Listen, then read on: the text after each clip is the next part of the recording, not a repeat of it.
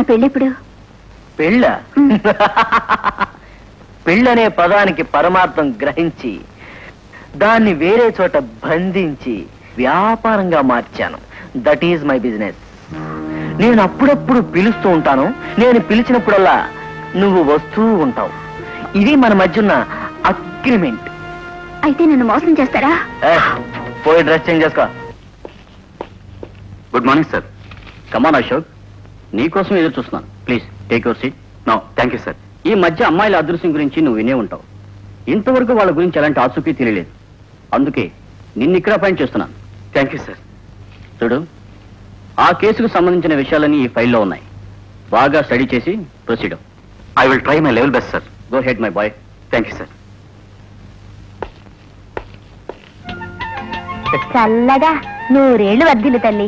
అందరి ఆశీస్సులతో అమ్మాయి గారు 10 కాలాల పాటు చల్లగా ఉండాలి. అదే కదయా నేను కోరుకునేది. ఏదో భగవంతుడు నాకు ఇస్తున్నాడు. నలుగురికి ఉపయోగపడటం కంటే ఈ జన్మకి ఇంకేం కావాలి? ఏమంటావు? ఈ కలియుగంలో ఉండవలసిన వారు కాదంటాను. అంటే నేను పోవాలనే? అమ్మమ్మ, మీలాంటి వారు ఉండబట్టే కదండి ఈ కలియుగంలో ఇంకా ధర్మం ఒంటికాల మీద నడుస్తోంది. లేకపోతే ఈ భూప్రపంచం మొత్తం జల ప్రపంచం అయిపోయేది. పంతులు గారు, నాకు ఈ పొగడతలంటే గిట్టమండి. కాసేపు ఆపుతారా? మర్యాదస్తుల నుంచి వచ్చిన వాడిని మర్యాదగానే పొగట్టం మానేస్తాను. అయ్యా, 2 రోజులుగా మా ఇంట్లోకి రావటానికి వీల్లేదు. దాని బదులు నన్ను తీసుకోమండి. ఇచ్చేయమ్మా. ఎల్లుండి స్నానం చేసి వచ్చి కట్టుకుంటానండి. అలా కానివ్వండి. మహాప్రసాదం. డాడీ, ఈయన నా ఫ్రెండ్ అశోక్. నమస్కారం అండి. నమస్తే. ఏం చేస్తుంటావు బాబు? ఈ ఊరికి పోలీస్ ఆఫీసర్గా వచ్చానండి. Very good. నీలాంటి వాళ్ళు డిపార్ట్మెంట్ కి చాలా అవసరమయ్యా. అవునవును, పెద్దవాళ్ళకి చాలా అన్యాయం జరిగిపోతుంది. పెద్దవాళ్ళు ఒకటైపోతారు. నీలాంటి కుర్రవాళ్ళు అయితే పెద్దవాళ్ళకి బాగా బుద్ధి చెప్పచ్చు. Thank you.